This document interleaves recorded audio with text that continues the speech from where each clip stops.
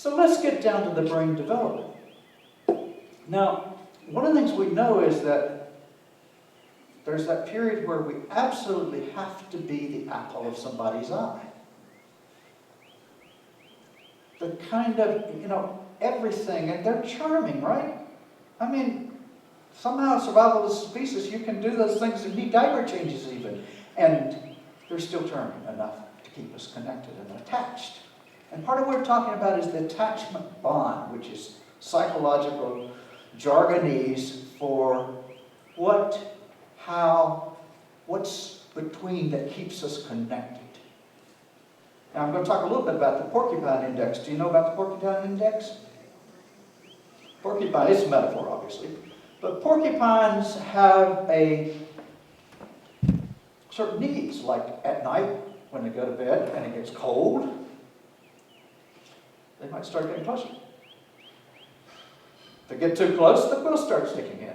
Now, most of our relationships, there's a porcupine index that governs how close we get and how far apart we get.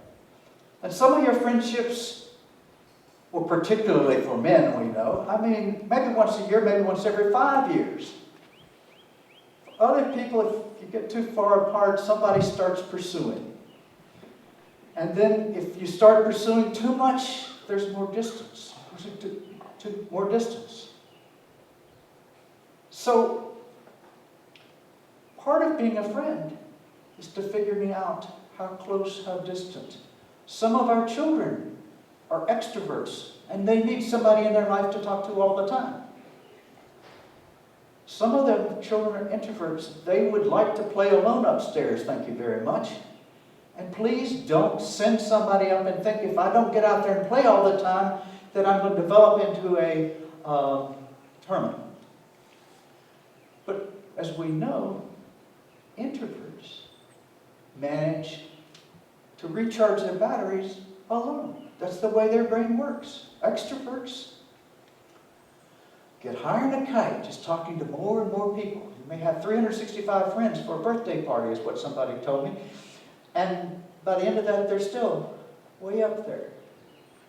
Introverts need to know when to go home. When are we going to need to go home? Because they know they got to get home to recharge their batteries. So our brains are different.